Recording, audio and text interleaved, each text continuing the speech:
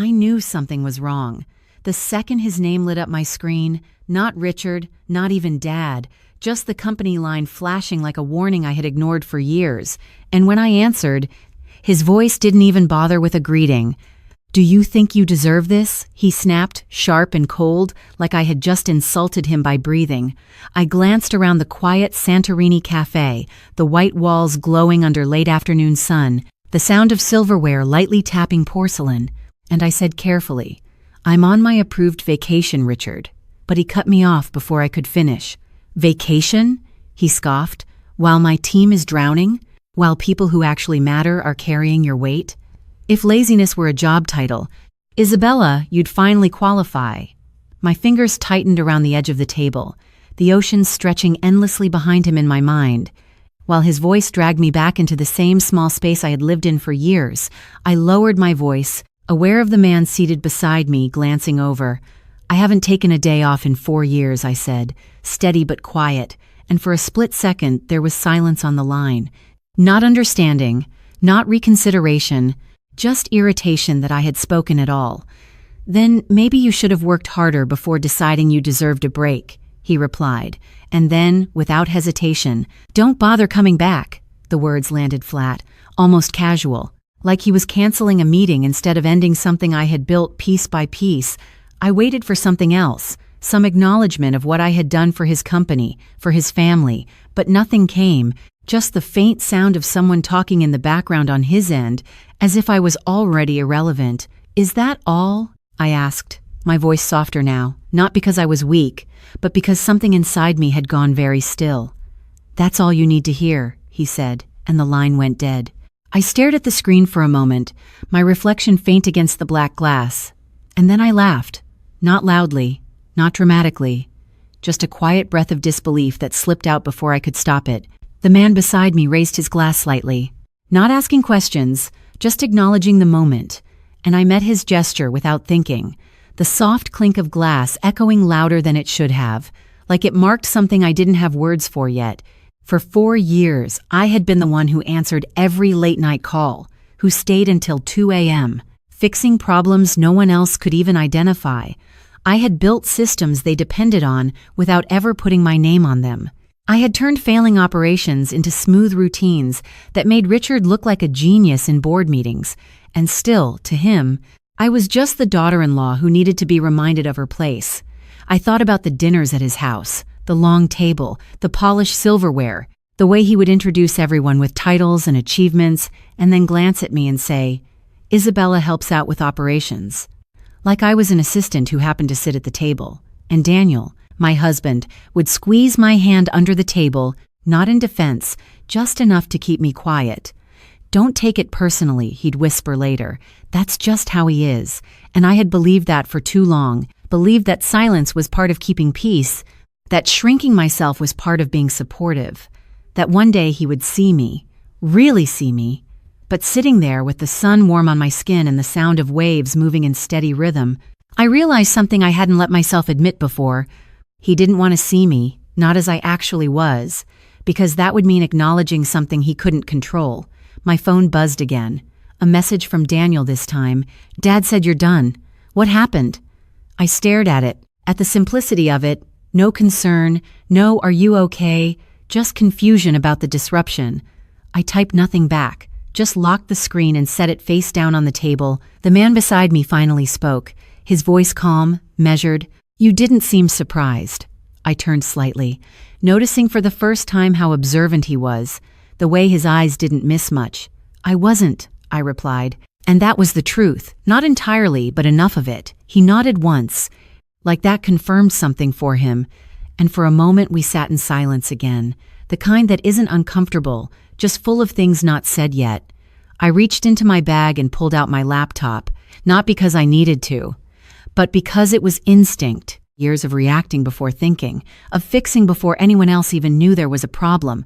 The screen lit up with alerts immediately, red flags stacked across the dashboard I had designed, supply delays, missed approvals, a system already starting to slip.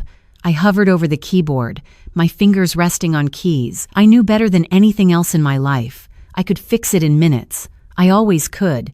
But this time, I didn't move. I just looked at it, really looked at it, like it belonged to someone else now. The man beside me leaned slightly closer, not intrusive, just curious. "That your work?" he asked. And I closed the laptop slowly, the click louder than I expected. "It was," I said, and for the first time in years, I didn't feel the need to explain myself, didn't feel the pull to justify what I did or why it mattered. I just let the silence sit there, steady and unshaken, and something about that silence felt different, like it wasn't empty. It was full of something I had been holding back for too long. Before I go any further, if this story speaks to you, only if this story truly resonates with you, take a second to like and subscribe, and maybe leave a comment with where you're watching from and what time it is there right now, because I used to listen to stories like this and never thought I'd be the one telling one. My name is Isabella Cruz.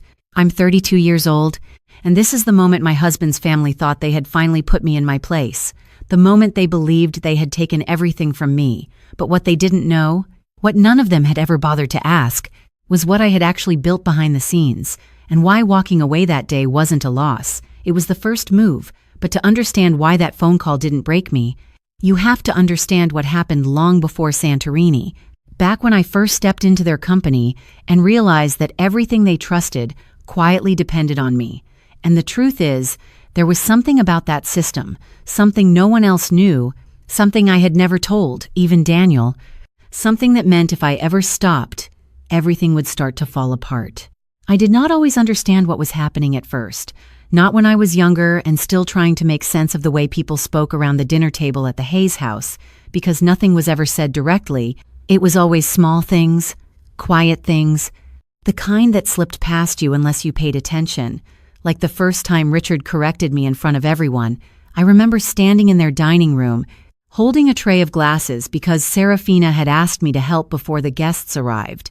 And when I tried to set them down, he looked at me and said, "No, not there, Isabella. That spot is for the partners." His tone was calm, almost polite, but the message landed sharp. I paused, holding the tray midair, and said, "I thought I could just place them here."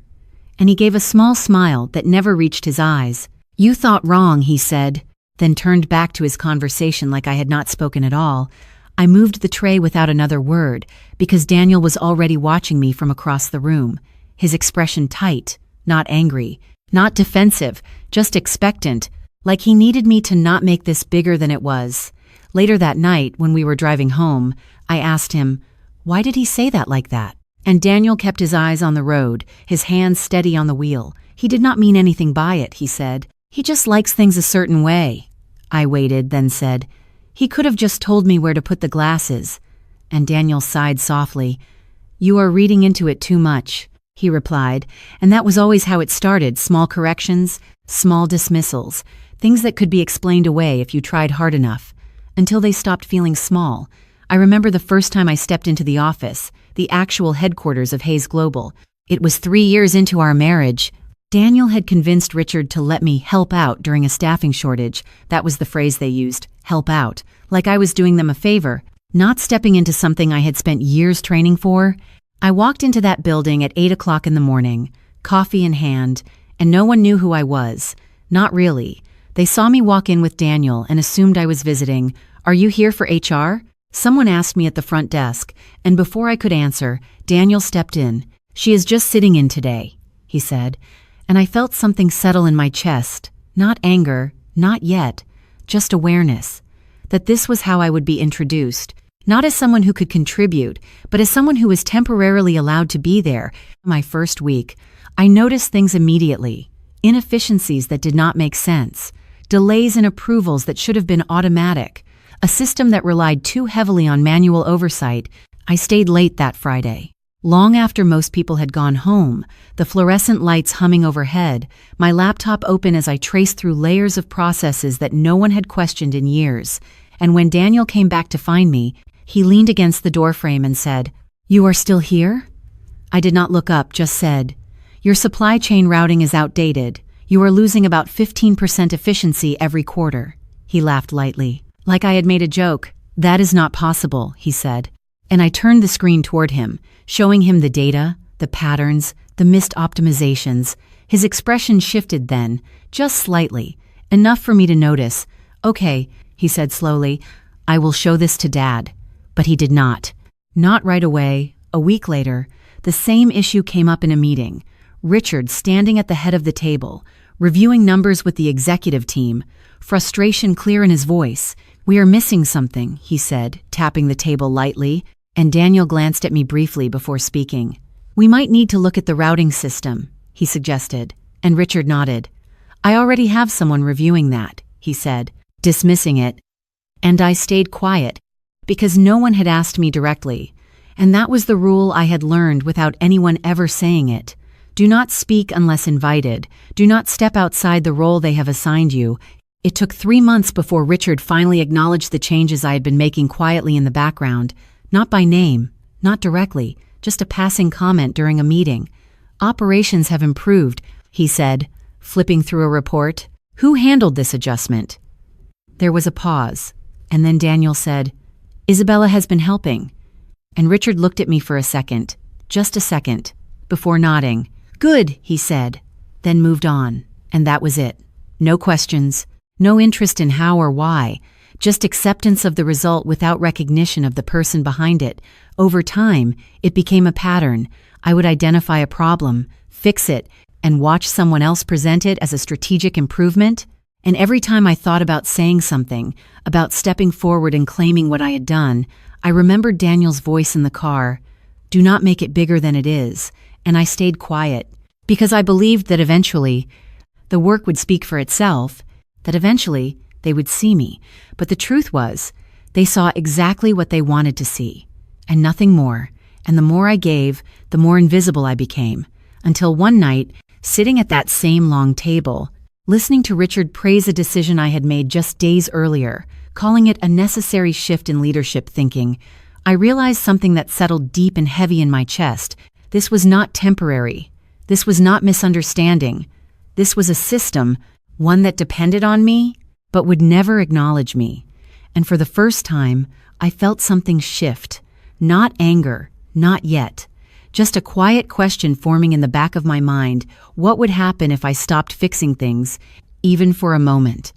And as that thought settled in, I did not realize yet just how much everything around me was already beginning to depend on that answer.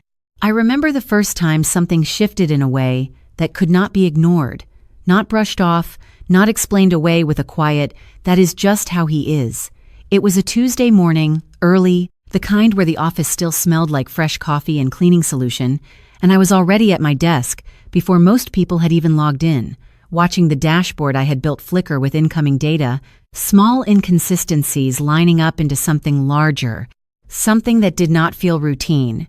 I leaned forward, narrowing my focus, tracing the delays back through the system, shipment routes overlapping, approvals stacking in the wrong order, a pattern forming that no one else seemed to notice, and within minutes, I understood what was happening. One of our major distribution hubs was about to fail under pressure, not immediately, not dramatically, but slowly enough to go unnoticed until it was too late. I opened a new tab, started adjusting routing priorities, reassigning loads, redirecting approvals, my fingers moving across the keyboard with a rhythm I had learned over years of doing this without recognition. And by the time the first executive meeting started at 9, the system had already stabilized, the alerts gone, the issue buried before it could surface. I closed my laptop just as Daniel walked in, loosening his tie, glancing at me with mild curiosity. "You are early," he said, and I nodded. "There was a routing issue," I replied, keeping my voice even. He paused, then asked, "Is it handled?" I met his eyes. "It is," and he gave a small nod, already moving on, like that answer was expected, like it did not require anything more. The meeting that followed was almost predictable. Richard standing at the head of the room, reviewing numbers with the same controlled authority he always carried. "We avoided a potential delay this morning," he said, flipping through a report. "Good work catching that early." His gaze moved across the table, not landing on me, not even slowing, and then it stopped on Mark, one of the senior managers. "Was that your team?" he asked, and Mark hesitated for just a fraction of a second before nodding. "Yes, we flagged it overnight," he said, and I felt Daniel shift slightly beside me, but he did not speak, did not correct it, just let the moment pass like it always did. I sat there, hands folded in front of me, listening as they discussed strategic oversight and proactive management, words that wrapped around something I had already done hours before anyone else had noticed it needed to be done, and for the first time, I did not feel the familiar quiet frustration. I felt something else, something sharper, clearer, like I was finally seeing the pattern without trying to soften it. After the meeting, as people filtered out, Mark approached me near the coffee station, lowering his voice slightly. "You were on early this morning, right?"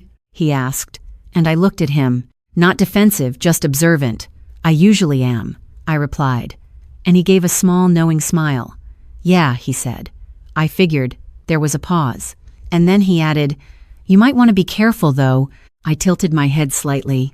"Careful of what?" And he shrugged lightly.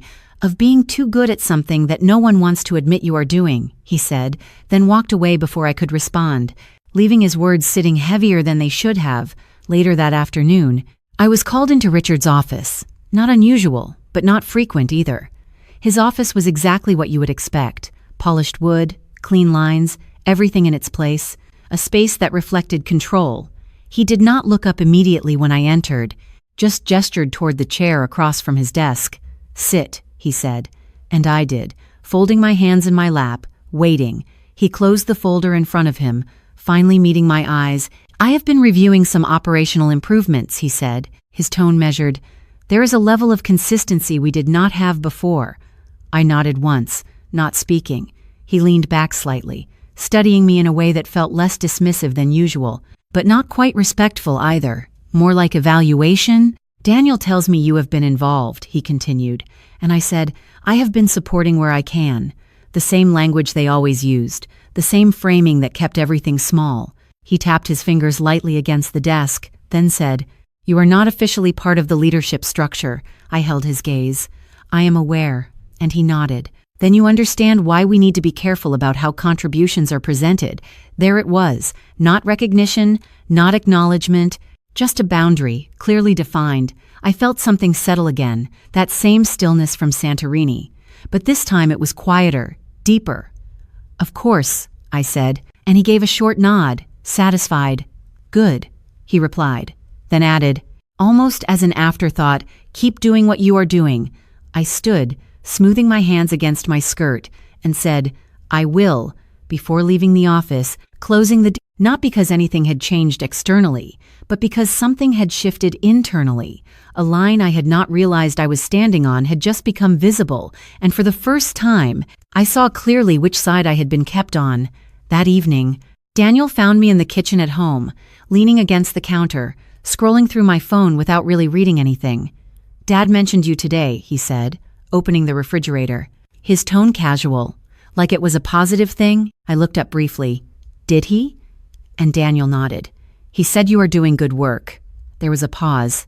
Then he added, "That is a big deal, you know." I watched him for a second, then asked quietly, "Did he say it to me?" Daniel hesitated. Just long enough for the answer to settle before he spoke. "Not directly," he admitted, and I nodded once, looking back down at my phone. "Right," I said, and he closed the refrigerator, turning toward me. "You just have to be patient," he said. "This is how things work here." I met his eyes, really met them, and for a moment, I saw something I had not let myself see before, not just acceptance, but agreement. He believed in this system, believed in the hierarchy that kept me where I was, and something about that realization felt heavier than anything Richard had ever said. I looked away first, pushing off the counter. "I am tired," I said simply, moving past him, but as I walked toward the hallway, I heard him call after me, "Isabella." I stopped, turning slightly. "There is a leadership retreat next month," he said. "Dad wants the executive team there." I waited, and then he added, "He said you do not need to attend." The words hung in the air, familiar, and yet different this time, because now I understood exactly what they meant. And as I stood there, listening to the quiet hum of the house, I felt that same question from before return. Stronger now, clearer. What would happen if I stopped showing up in the ways they had come to depend on?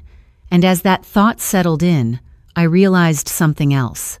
Something I had not fully considered until that moment, something that made my chest tighten just slightly, because if I really stopped, it would not just be inconvenient for them, It would change everything, and I was not sure they were ready for what that would actually mean. I should have understood what that meeting really was the moment I saw my name missing from the invite list. Not delayed, not accidentally omitted, just not there at all. Like I had never been part of the system to begin with. But I still showed up that morning, walking into the glass conference room with my laptop tucked under my arm, the hum of quiet conversations stopping just slightly as I stepped inside. Not enough to be obvious, just enough to be felt. Richard was already seated at the head of the table, reviewing documents, and when he looked up and saw me, there was a pause, brief but deliberate. "Isabella," he said, his tone neutral, "this meeting is for executive leadership." I stood there for a second, feeling every pair of eyes in the room shift toward me, then away again, pretending not to watch. "I understand," I replied calmly. "I just wanted to provide context on the routing adjustments from last quarter." There was a silence. And then Mark spoke before Richard could respond, leaning back slightly in his chair. "We have already incorporated those into the strategy," he said, his voice smooth, practiced, like he had said it more than once. I turned to him, my expression still composed. "Incorporated?" I asked, and he nodded, not looking at me directly. "Yes, the framework was developed internally." Internally, the word landed harder than it should have, because it was just vague enough to erase me completely. Richard closed the folder in front of him, his attention shifting back to me. "We appreciate your initiative," he said, "but we need to maintain clarity in leadership roles." There it was again, that same line drawn carefully, repeatedly, until it became permanent. I nodded once, not arguing, not pushing, because something inside me had already started to understand what was happening, not just exclusion, but replacement. "Of course," I said, and turned to leave. But as I reached the door, I heard Daniel's voice behind me. "Dad, maybe she could stay."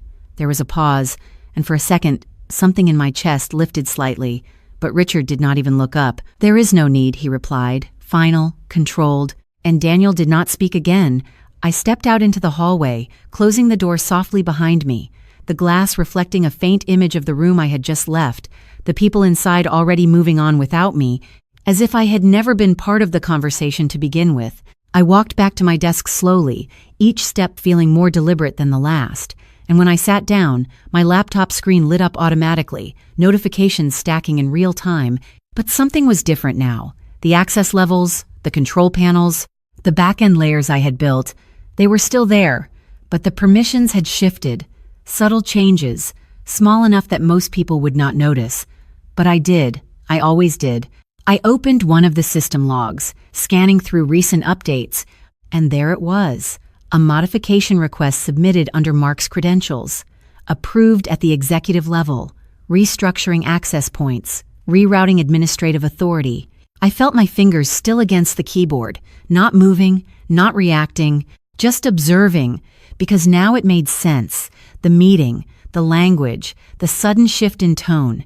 They were not just excluding me, they were rewriting the structure around me. Daniel appeared at my desk a few minutes later, his expression tight, conflicted. "Hey," he said quietly, and I looked up at him. "Hey," I replied, my voice steady. He glanced around briefly before lowering his voice. "Do not take that personally," he said, the same words, the same pattern, and I held his gaze for a moment longer than usual. "Do you know what they are doing?" I asked, and he hesitated, just enough to answer without speaking. "They are aligning leadership," he said finally, choosing his words carefully. "It is not about you." I nodded slowly. "It feels like it is," I said, and he exhaled, running a hand through his hair. "You have to trust that this is the right move," he replied. And something in that sentence settled deeper than anything else. Not because of what he said, but because of how easily he said it, like this decision, this shift, this quiet removal, was something he agreed with, something he believed in. I looked back at my screen, at the system I had built, now being adjusted without me. "Did you know?" I asked, and he did not answer immediately, which was answer enough. "I thought it would be better if it came from Dad," he said, and I felt something crack, not loudly, not dramatically, just a quiet fracture that had been forming for a long time, finally giving way. I nodded once, closing my laptop slowly. "Of course," I said, and he watched me for a moment, like he was waiting for something more, An argument, a reaction, something that would make this easier to categorize. But I gave him nothing, just calm, just quiet, because for the first time, I was not trying to fix what they were doing. I was just seeing it clearly. The rest of the day moved around me without me really being part of it. Conversations happening, decisions being made, my name not mentioned once, until late afternoon, when an email came through, simple, direct, from HR. Subject line clear and impersonal. Role adjustment notification. I opened it slowly, reading each word carefully. Not because I did not understand, but because I wanted to feel exactly what they had decided. Effective immediately, your responsibilities will be reassigned to the operations leadership team. Reassigned, redistributed, removed, all without ever being acknowledged as mine in the first place. I sat there for a long moment, the office noise fading into the background, and then I heard Richard's voice from earlier that morning echo in my mind. We need to maintain clarity in leadership roles. Clarity.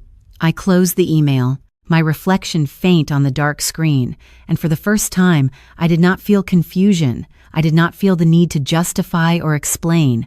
I just understood.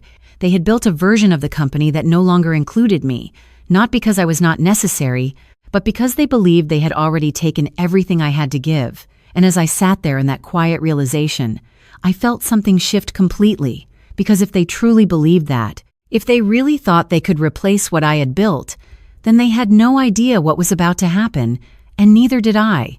Not fully, not yet, but I could feel it coming. The moment where everything they had quietly rearranged would stop working, and when it did, there would be no one left to fix it. I did not notice the silence growing around me at first, not immediately, because silence in a place like Hayes Global never looks like silence. It looks like meetings continuing without your name being called, emails being sent without you copied, decisions being made in rooms you used to sit in but no longer belong to. It started with small things, almost invisible, like my access to certain dashboards taking an extra few seconds to load, like approval requests I used to receive automatically, now being routed to Mark's inbox instead. I remember sitting at my desk, watching a notification spin longer than usual, then fail, then refresh into a message that said, "Access restricted," and I just stared at it for a moment, not because I did not understand, but because I did, completely. I opened my email next, and there were more messages than usual, all from internal departments, all written in the same careful tone. Please direct operational queries to the new leadership channel. Or, as per updated structure, Isabella Cruz is no longer assigned to routing oversight. No anger, no confrontation, just administrative erasure written in corporate language. And then the calls started. Not from Richard, not from Daniel, but from people I had worked with for years, confused, hesitant, uncertain. I let the first one ring twice before answering. "Hey, Isabella." Sarah from logistics said, her voice tight. "I just wanted to check. Are we still using your routing adjustments for the West Hub?" I paused, looking at the screen in front of me where the same system was now labeled as Team Managed. I said calmly, "You should follow the updated instructions from Mark." There was a hesitation on the line, then a softer voice. "So you are not handling it anymore?" I looked at the monitor, then at the reflection of my own face faint in the glass. "Not officially," I replied, and that was the first time I heard doubt in her silence. Not mine. A few minutes later, Daniel called. I did not want to answer, but I did. "Hey," he said quickly, like he was trying to get ahead of something. "I just wanted to explain what is happening." I leaned back slightly in my chair. "Go ahead," I said, and there was a pause. Then he continued. "Dad thinks we need to restructure things properly, give clearer ownership to leadership teams." I listened without interrupting, because I already knew the words he was going to use. "It is not about removing you," he added, almost carefully. "It is just about alignment." I closed my eyes briefly, then said, "Alignment with what?" He hesitated. "With the company structure," he answered, and I let out a small breath through my nose. Not laughter, not frustration, just recognition. "Daniel," I said quietly, "you know I built most of that structure." There was silence again, heavier this time. And then he said something softer, almost uncertain. "I know," but it did not sound like belief. It sounded like distance.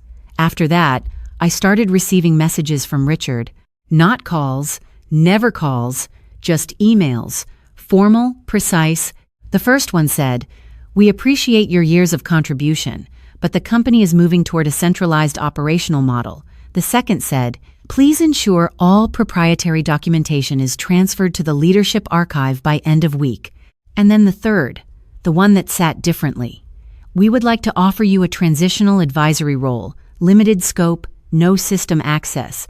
I read that sentence 3 times. Advisory, limited, no access. The words did not feel like an offer. They felt like containment. I did not reply. Instead, I opened my laptop and checked the system logs again.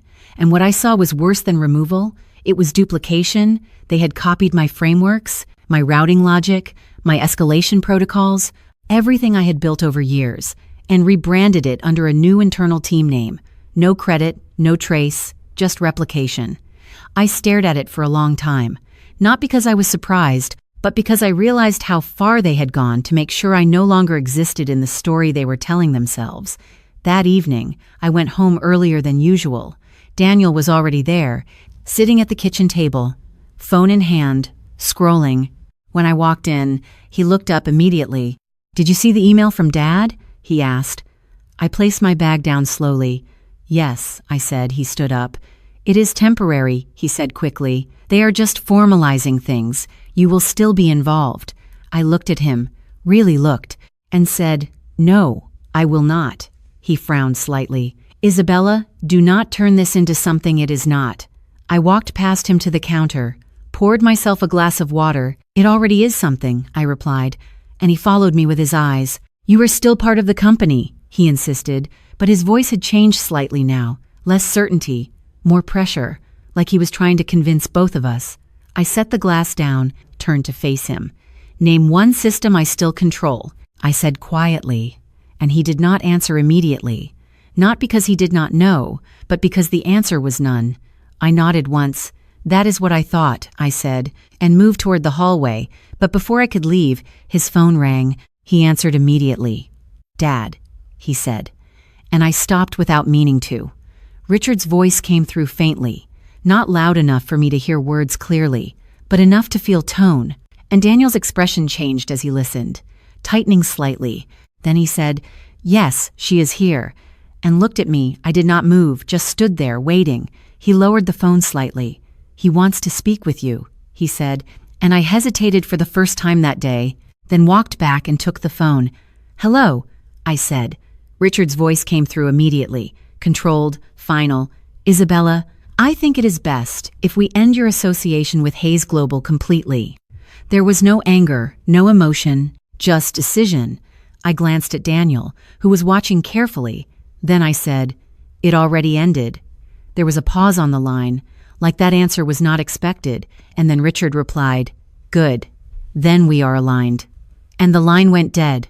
I handed the phone back. Daniel looked at me like he wanted to say something, but nothing came, and I turned and walked down the hallway, closing the bedroom door behind me, sitting alone in the quiet room where no emails were arriving, no calls were ringing, no systems depended on me anymore. And in that silence, something settled deeper than before. Not sadness, not anger, just absence, complete and deliberate, like I had finally been removed from everything I once held together. And for the first time, I realized they had not just pushed me out of the company, they had removed me from the narrative entirely. And now I was sitting in the space where I used to exist, no longer needed, no longer mentioned, completely alone in a system that had already moved on without me. I did not sleep that night, not because I was thinking too much, but because there was nothing left for my thoughts to attach themselves to. It felt like the house had changed its shape without moving, like every room I had once belonged to had quietly decided I was no longer part of it. Daniel was already gone by the time I woke up, his side of the bed untouched, his presence reduced to the faint sound of a closing door hours earlier that I must have missed. I sat at the edge of the bed for a long time, staring at my hands, waiting for a notification, a message, anything that would pull me back into motion, but my phone stayed silent, completely silent in a way that felt unnatural. Like the world had agreed not to include me anymore. When I finally went into the kitchen, the air felt heavier than it should have. Daniel was there, standing by the counter, coffee in hand, not looking at me at first, When he finally did, his expression was careful and controlled. "Dad finalized the restructuring last night," he said, like he was talking about weather, not people. I nodded slowly. "And?" I asked, even though I already knew. He took a sip of coffee before answering. "Your name has been removed from all internal systems." There was no emotion in his voice, just delivery of fact. I leaned slightly against the counter, not because I was weak, but because standing felt unnecessary now. "Completely?" I asked, and he nodded once. "Completely." I let the word sit there between us, then asked, "And you agreed?" His jaw tightened slightly. "It is not about agreeing," he said, but he did not continue, because it was exactly about that. I looked at him for a moment longer, then said quietly, "I built most of what you are standing in." Daniel exhaled through his nose, almost like he had heard this before and decided not to engage. "Isabella, this is business," he said, and that sentence, more than anything else, made something inside me go still, because it reduced everything I had done into something replaceable, something procedural. I nodded once. "I understand," I said, and walked past him, not because I was accepting it, but because there was nothing left to argue against. Later that day, I went to the office anyway, not because I was called, but because I needed to see it with my own eyes. The building looked the same from the outside, glass reflecting morning light, people moving through the entrance like nothing had changed, but inside, it was different. Subtle but absolute. My access card did not work at the main door. I stood there for a second, then tried again. Same result. A security guard approached, polite but firm. "I am sorry, miss. You are not on the access list," he said. And I looked at him, then at the door, then back at him. "I have worked here for 4 years," I said calmly, and he nodded, uncomfortable. "I understand, but I cannot override the system," he replied. I stepped back without arguing, because arguing would not change anything anymore. I turned and walked through the lobby instead, and no one stopped me. Not because I belonged, but because I no longer registered as important enough to question. Inside the office, everything looked normal, but the absence was louder than anything else. My desk was still there, but empty, cleaned, reorganized. A new nameplate already placed where mine used to be. I stood at a distance for a moment, watching as someone else sat in my chair, reviewing reports on a screen I had designed. Mark passed by me, hesitated, then stopped. "Hey," he said carefully. I nodded slightly. "It is done then," I said, and he looked away before answering. "They needed stability," he said. I almost smiled at that, not because it was funny, but because it was predictable. "Stability," I repeated softly, and he added quickly, "It is not personal." I looked at him then, really looked. "Everything I built is now being used without me," I said. "That sounds personal." He did not respond, just shifted uncomfortably and walked away. I stayed there a little longer, watching people move around the system I had once held together. No one looked at me twice, not because they were cruel, but because I had already been removed from their version of reality. When I finally left the building, it was raining lightly, not enough to be dramatic, just enough to make everything feel slightly blurred. I stood outside for a moment, letting it hit my skin. Daniel called once in the afternoon. I did not answer. He left a message. "Dad says it is better this way. Clean break." I deleted it without listening to the rest. That evening, I sat alone in the apartment, lights off, city noise faint through the windows. I opened my laptop out of habit, then closed it again because there was nothing left to check. No systems waiting, no alerts depending on me, just empty access where my work used to be. I realized then that the hardest part was not being removed. It was how quickly everything continued without me, like I had never been essential at all, like I had only ever been temporary. My phone buzzed once late at night, an unknown number. I stared at it for a long time before answering, but when I finally did, there was no voice on the other end, just silence. Then a single line of text came through, moments later. "You were right. Something is breaking." And for the first time since everything began, that silence did not feel empty. It felt like the first crack in something much larger, and I did not know it yet. But that crack was the beginning of something I would eventually step back into, not as someone they could remove, but as someone they could no longer ignore. And even though I was still sitting alone in that quiet apartment, something inside that silence had already started to shift. I did not realize how quiet a life could become until even my own name stopped appearing anywhere it mattered, not in emails, not in systems, not in conversations that used to define my every hour, and yet something inside me did not collapse the way I expected it to. It steadied, like the silence was not an ending but a reset. The next morning I woke up earlier than usual, not because I had somewhere to be, but because my body still remembered structure. I sat at my kitchen table with a notebook in front of me, staring at a blank page for a long time before I wrote anything. Then slowly I began to map everything I knew, not about Hayes Global anymore, but about myself, what I had built, what I understood, what I could still control. My phone rang around 8:30. It was Ethan Cole, the same number that had sent the message before. I hesitated for a moment, then answered. "You are still there," he said, not a question. I leaned back slightly in my chair. "Apparently I am still somewhere," I replied. There was a faint pause on his end. Then he said, "They removed you faster than I expected." I closed my notebook gently. "That was the plan," I said, and he exhaled like that confirmed something he had already suspected. "I want to meet," he said simply. No explanation, no build-up, just direct. I looked out the window at the city below, thinking for a moment, then said, "Why?" And he replied, "Because what they think they ended is still running." That sentence stayed with me longer than I expected. Later that day I went to a small office space downtown, not Hayes Global, not anything connected to them, just neutral ground. Ethan was already there when I arrived, sitting by a glass wall, looking at a tablet. He stood when I walked in.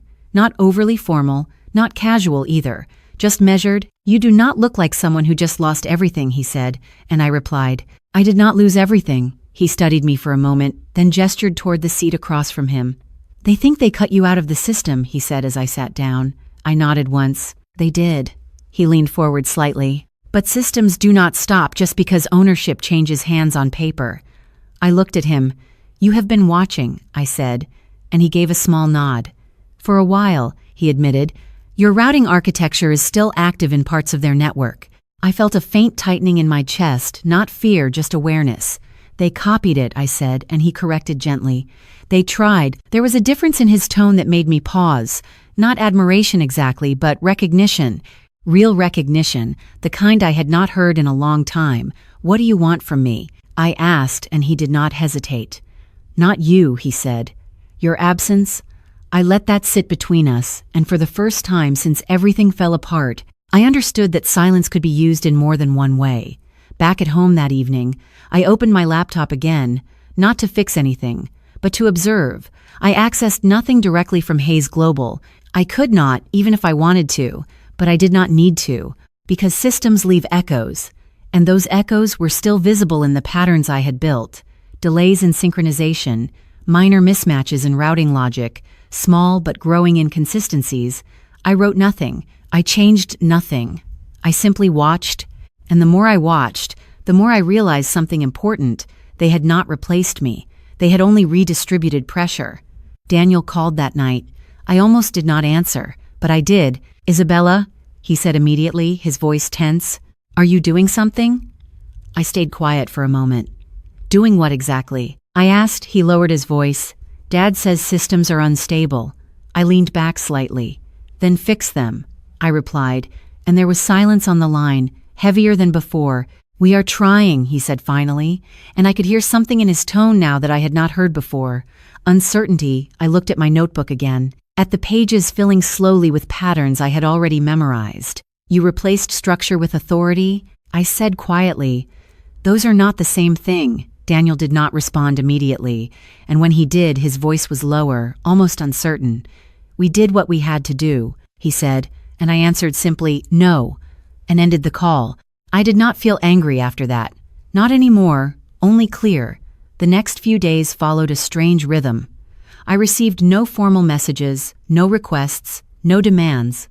But I noticed something else. Indirect signals, delayed reports, unanswered escalations circulating in places I could still observe from a distance. Ethan met me again 2 days later, this time with a printout, placing it on the table between us. "This is their current routing failure map," he said. I looked at it carefully. The pattern was familiar, almost painfully so. "They are losing coordination," I said, and he nodded. Because you are not there to quietly correct it. I looked up at him. That is not my responsibility anymore, I said, and he replied, I know, then added, that is exactly why it is happening. I did not respond immediately because there was nothing to argue with in that statement. That night, I stood by my apartment window longer than usual, watching the city move without me in it. And for the first time, I did not feel like I was missing from something. I felt like I had stepped outside of it, not broken, not lost, just removed from dependency. And in that removal, something unfamiliar began to form, not urgency, not pressure, but possibility. Because somewhere beneath all of this silence, the system I had built was still learning how to function without me. And the question was no longer whether it would survive, but what would happen the moment it proved it could not. I did not expect the first email to feel like a mistake, but it did, not because of what it said, but because of who sent it. Ethan Cole had forwarded me an official request under a neutral subject line, consulting opportunity. Confidential operational review. I stared at it for a moment before opening it, and as I read, something unfamiliar settled in my chest. Not pressure, not urgency, but recognition. They were not asking for help. They were asking for survival. I arrived at the downtown office building 3 days later. Not Hayes Global, not anything tied to my past. A neutral high-rise with glass doors and controlled access. Ethan was waiting in the lobby, and when he saw me, he did not greet me like before. He simply stepped aside and said, "They agreed to your conditions." I looked at him. "My conditions were simple," I replied, and he nodded. Exactly. Inside the building, the atmosphere was different from anything I had known before. No titles on the walls, no hierarchy displayed, just a temporary operations floor built for crisis response, and for the first time in a long time, I was not invisible. I was necessary. Ethan led me to a private workspace, and on the table was a thin folder, and something I had not seen in weeks, a laminated badge. I picked it up slowly, turning it over, my name printed clearly. Isabella Cruz, Senior Operations Consultant. No reference to Hayes Global, no attachment to anyone else's structure. Just me. I clipped it onto my blazer without hesitation, and something about the weight of it felt different, like it was not permission, but confirmation. Ethan watched me for a moment, then said, "You will have full system visibility." I nodded. "I do not need full," I said quietly. "I just need accuracy," he gave a faint smile. "That is why they called you." I stepped into the control room minutes later, a wide space, filled with screens displaying live operational data, and for the first time in weeks, I saw the system clearly again, not as something broken, but as something unmanaged, incomplete, without the structure I had once maintained. A technician approached me hesitantly. "We were told to give you temporary access," he said. I looked at him, then at the terminal. "Temporary is enough," I replied, logging in. The moment my credentials activated, the entire interface shifted, not dramatically, but immediately, alert streams recalibrating, routing logic exposing gaps. I recognized instantly. Ethan leaned closer slightly. "They are already losing synchronization," he said, and I nodded. "They removed the stabilizer," I replied, and began working, not fixing, not repairing, just observing first. Because understanding failure was more important than stopping it too early. As I moved through the system, I noticed something else. Familiar patterns reappearing, decisions being made without awareness of dependency chains, adjustments layered on top of missing foundations. I paused for a moment, then said quietly, "They are still building on my architecture." Ethan looked at the screen, "And they do not know how deep it goes." I did not answer immediately, because that part was the truth they had never cared to learn. Hours passed without interruption, and slowly the system began to reveal its instability in real time, minor delays expanding into visible inefficiencies, notifications stacking in ways they were not designed to handle. I adjusted nothing yet, just documented, and as I did, a strange calm returned.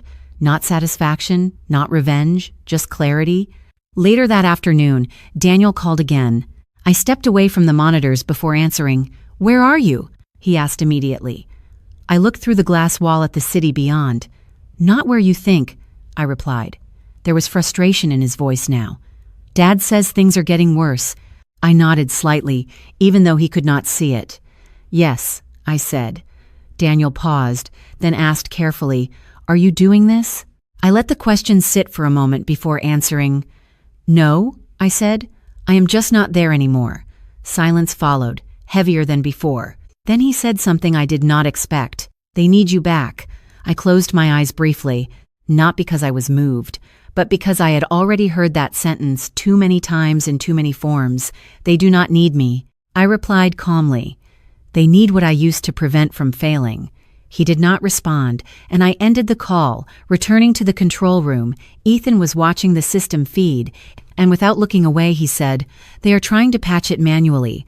I stepped beside him, observing the cascading inconsistencies forming across the dashboard. "Manual intervention will slow it, not fix it," I said, and he nodded. "So what happens next?" he asked. I paused for a moment, watching the system I once held together begin to strain under its own assumptions, and I said quietly, "It depends on how long they think structure is optional." The room fell into silence again, but this time it was different. Not empty, not absent, but full of expectation, because somewhere far away, in a building I no longer had access to, they were beginning to realize something was slipping beyond their control, and for the first time since everything began, I was no longer reacting to their decisions. I was simply watching the consequences unfold in real time, knowing that the next shift would not be quiet, and it would not be reversible, and as the screens in front of me continued to update, I understood clearly that the present was no longer separate from the past I had left behind. It was colliding with it. I did not sleep much before going back, not because I was afraid, but because sleep no longer felt necessary when everything around me was already moving faster than rest could follow. The message from Ethan came early that morning, short and precise. They requested a live operational review within the hour. I read it twice, then closed my phone and stood up, not rushing, not hesitating, just moving. When I arrived at the facility, the atmosphere had changed from the previous day. Heavier, more controlled, like a room trying to contain something it no longer understood. Ethan was waiting near the entrance again, but this time he did not speak immediately. He just handed me a badge reader and said, "They are all inside." I nodded once and walked forward, the doors opening into a conference space that felt more like a pressure chamber than a meeting room. Richard was already there, seated at the center of the table, Daniel beside him, and several senior executives arranged around them, all of them looking up as I entered, not surprised, but tense, like they had been expecting something they were not ready to define. Richard's eyes locked on me immediately. "So you decided to come in person," he said, his tone controlled but sharp underneath. I stopped at the edge of the room, not taking a seat yet. "You requested verification," I replied calmly. Daniel shifted slightly in his chair, glancing between us. "We are just trying to stabilize operations," he said quickly, almost too quickly. I looked at him for a moment, then back to Richard. "Stabilize what exactly?" I asked, and the room went quiet. One of the executives cleared his throat, sliding a tablet forward. "We are experiencing synchronization delays across multiple routing channels," he said. "Some systems are not responding as expected." I stepped closer, glancing at the screen, not touching it yet, just observing. The same patterns I had seen days before were now more pronounced: fragmented logic loops, missing dependencies, delayed confirmations stacking across regions. "These are not delays," I said quietly. "These are structural gaps." Richard leaned forward slightly. "We followed your previous architecture," he said, emphasizing the word "your" like it was already in the past. I turned to him. "You followed a copy of it," I corrected, and the silence that followed was heavier than anything said so far. Daniel finally spoke again, his voice lower now. "We did not think removing you would cause this level of disruption." I looked at him, really looked, and for a moment I saw something I had not expected, not authority, not confidence, just realization beginning to form too late. "You did not remove me," I said calmly. "You removed the system thinking I was separate from it." Richard's expression tightened slightly. "That is not accurate," he said, but his tone had changed, less certainty, more defense. I finally sat down, placing my hands lightly on the table, not as submission, but as control. "Show me the current routing failure map," I said. And after a brief hesitation, the screen in front of me updated, the data cascading across in real time. I studied it for a long moment, the room waiting, watching. Daniel leaned slightly forward. "Can it be fixed?" he asked, and I did not answer immediately, because the real answer was not simple. It was not yes or no. It was time. I finally spoke. "It depends on how many assumptions you are willing to undo." Richard frowned slightly. "We are not undoing anything," he said firmly, and I nodded slowly. "Then nothing will stabilize," I replied, the words landing clean, precise, without emotion, just fact. Ethan stepped into the room at that moment, closing the door behind him, not interrupting, just observing. Richard turned toward him briefly. "This is your consultant?" he asked, and Ethan replied calmly. "She is the only reason anything is still running at all." Daniel looked at me again, more directly this time. "Isabella, tell us what to do," he said. And there it was. The shift I had been expecting since Santorini. Not authority, not dismissal, but dependency returning in a different form. I looked at the screen again, the system still breaking in small but visible ways. Then back at them. "You need to decide something first," I said quietly, and the room held still. Richard's voice cut in immediately. "Decide what?" I paused for a moment, feeling the weight of every choice that had led here, then said, "Whether you want control, or whether you want it to work." And before anyone could respond, the main display flickered slightly, a new alert, appearing at the edge of the system, not catastrophic yet, not complete failure, but unmistakably the beginning of something larger, and every eye in the room shifted toward it at the same time, because in that single moment it became clear that the system was no longer waiting for permission to fail, and the next decision would determine exactly how far that failure would go. I noticed the shift in the room before anyone said a word, not because of the system alert still glowing faint red on the main screen, but because of the way people started looking at each other instead of the data, like they were suddenly unsure who was supposed to explain what they were seeing. Richard was the first to speak, his voice controlled but noticeably tighter than before. "We need a direct resolution path," he said, glancing at the technical lead, who immediately looked down at the tablet. "We are attempting manual override across 3 regions," the lead replied, but his fingers hesitated over the screen, and I could see it clearly now.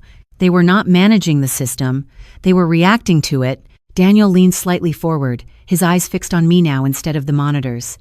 "Isabella, just tell us what is wrong," he said, and for the first time, there was no authority in his tone, only urgency. I turned slightly toward him, not immediately answering, because the answer was not simple anymore. It was layered, built over years of decisions they had never fully understood. "Nothing is wrong," I said quietly, and the room reacted instantly, a few heads turning toward me, Richard's expression sharpening. "Excuse me?" he asked, and I continued calmly. "Nothing is wrong in isolation. This is accumulation."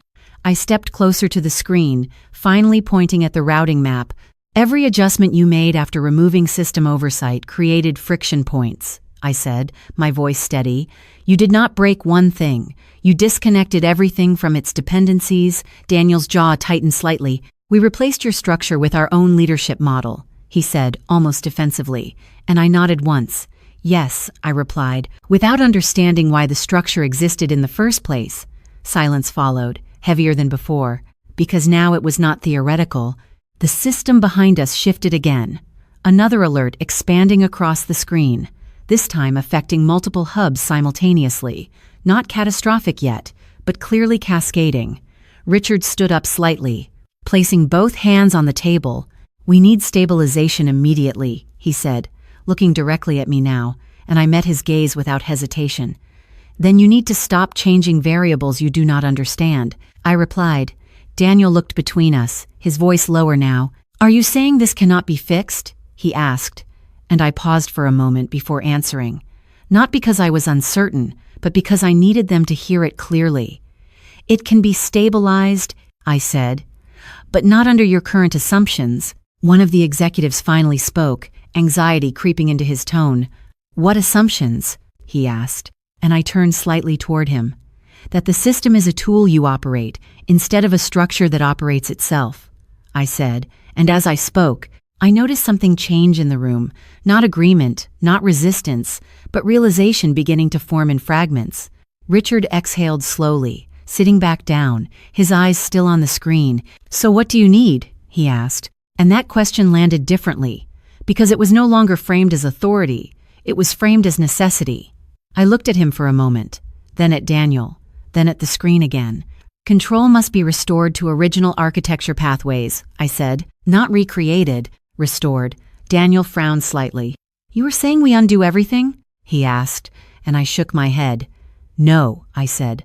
I am saying you stop pretending you replace something you never understood. The silence that followed was different now, not confusion, but acceptance forming under pressure. Ethan stepped slightly closer to the table, his voice calm but firm. She is correct, he said simply, and every head turned toward him. Richard looked at Ethan directly. You are confirming we failed? He asked, and Ethan did not hesitate. I am confirming you are currently running on borrowed logic without structural integrity, he replied, and for the first time, I saw Richard's expression change. Not anger, not denial, but something closer to recognition. Daniel finally spoke again, but this time his voice was quieter. Isabella, he said, and I turned toward him, and there it was. Not my name as formality, but my name as reality. We did not understand what you built, he said, and I nodded once. I know, I replied. No emotion, just fact. Another alert expanded across the system, larger this time, and I saw multiple hubs begin to drift into instability. Not failure yet, but approaching it. The room grew tense again, but this time no one argued, no one interrupted, because they were finally watching the consequence instead of debating it. Richard lowered his voice. If we restore your architecture, how long until stability returns? He asked, and I looked at the screen carefully, calculating not from theory but from memory. 72 hours, I said, and there was a pause. Daniel spoke again, almost cautiously. And if we do not? I met his eyes directly, and for the first time, I did not soften the answer. Then the system will continue to fragment until manual intervention can no longer compensate, I said, and the words settled heavily in the room. No one spoke for several seconds, only the quiet sound of the system alerts updating in real time. Richard finally leaned back, exhaling slowly, and said, Then we follow your structure. And the room shifted again, not because everything was fixed, but because for the first time, they were no longer pretending they understood what they had dismantled. I stepped slightly away from the screen, my hands lowering, not in victory, not in defeat, just in completion of understanding. Daniel looked at me longer than he had all day, and in his expression I saw something I had not seen before. Not confidence, not control, but awareness. And before anyone could speak again, the main system display flickered once more, not stabilizing, not collapsing, but revealing something underneath all of it that none of them had noticed before. And as every eye in the room turned toward it at the same time, I realized the truth was not just about what they had broken, it was about what they were about to see that could not be unseen. And the moment that realization formed, everything in the room went completely still. I noticed the change before anyone spoke, not because the system had stabilized, but because the silence in the room had become heavier than the alerts still flickering on the main display. Richard was the first to break it, but his voice was no longer sharp. It was controlled in a different way now, like someone trying to hold together something that was already splitting. Proceed with restoration protocol, he said, looking at me instead of the team. And that alone shifted everything in the room, because it was the first time he had not spoken as someone issuing orders, but as someone requesting direction. I stepped closer to the screen, my fingers hovering over the interface, not rushing, not performing, just assessing. If we proceed incorrectly, the system will stabilize temporarily but degrade faster within 48 hours, I said calmly, and one of the executives immediately looked up. Then what is the correct path? He asked, and I turned slightly toward him. You stop treating this as a patchwork problem, I replied.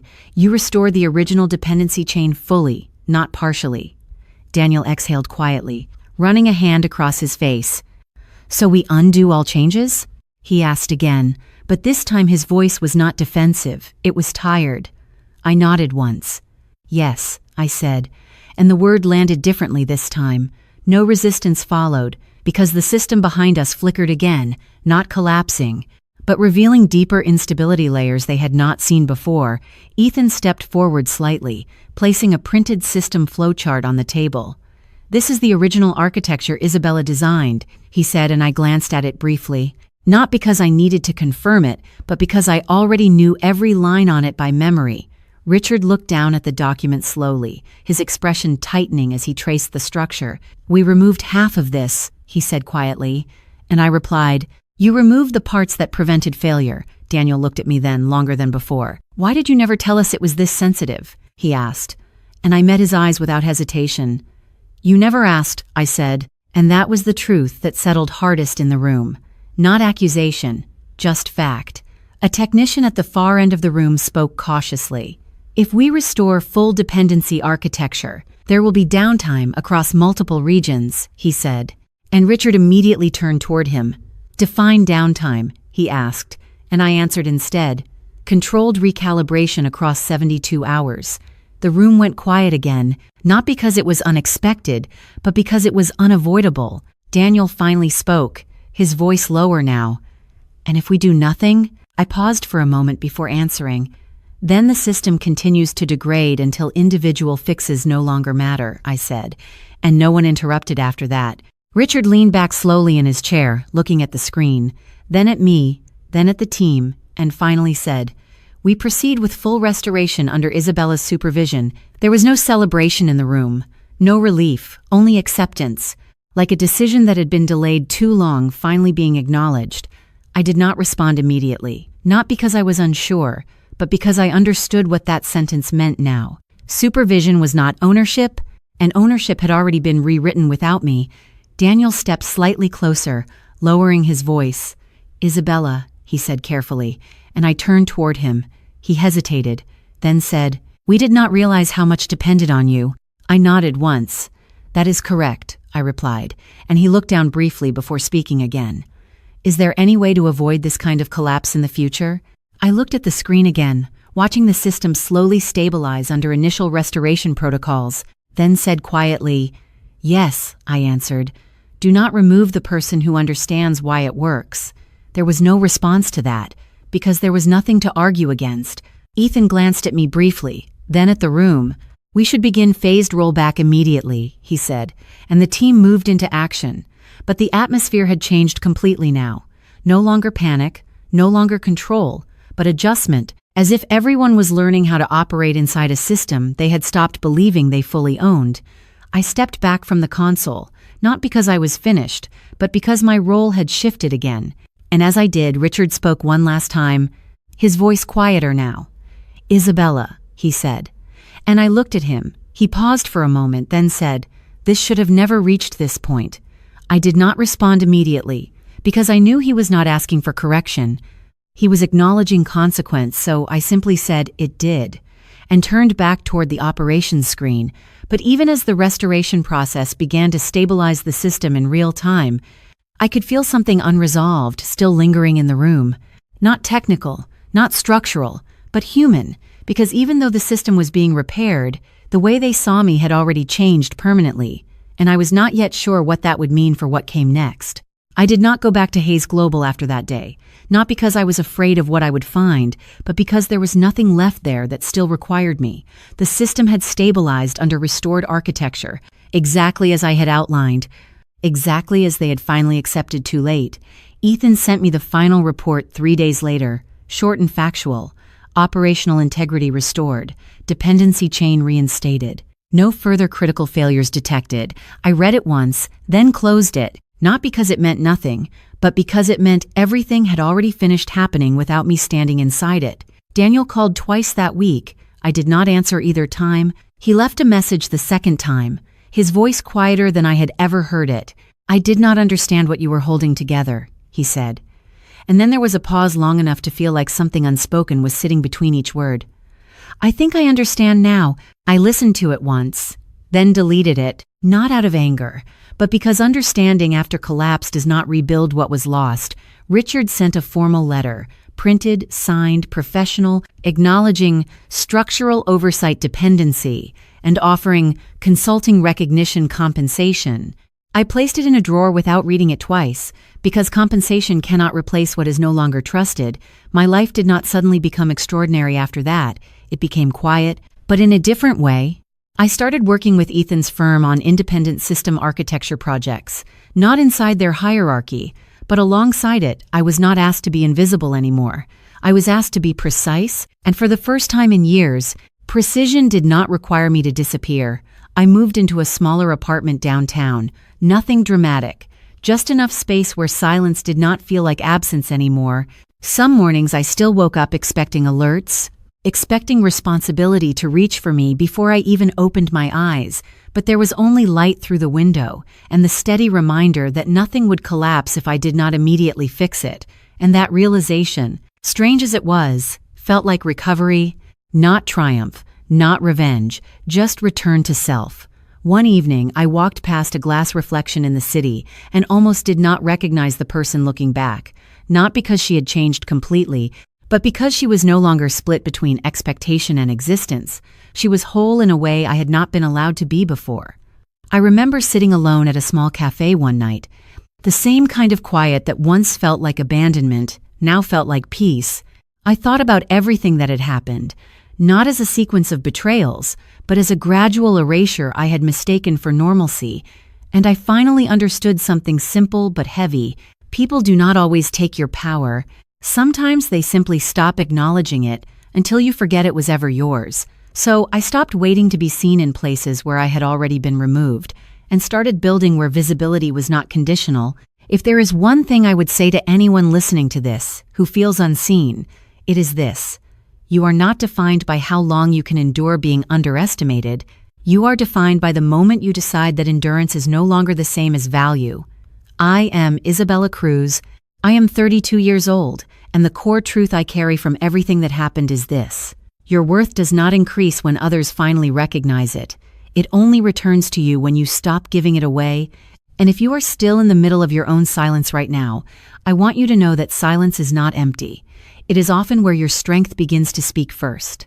Thank you for being here. Thank you for listening. If this story reached something inside you, share it.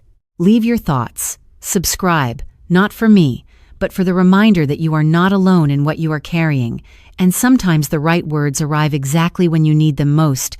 And if you are still here with me, there are more stories waiting in this channel. Stories of people who thought they were forgotten until life proved otherwise, and maybe the next one will speak directly to your own quiet turning point, because sometimes the story you need next is already waiting just one click away.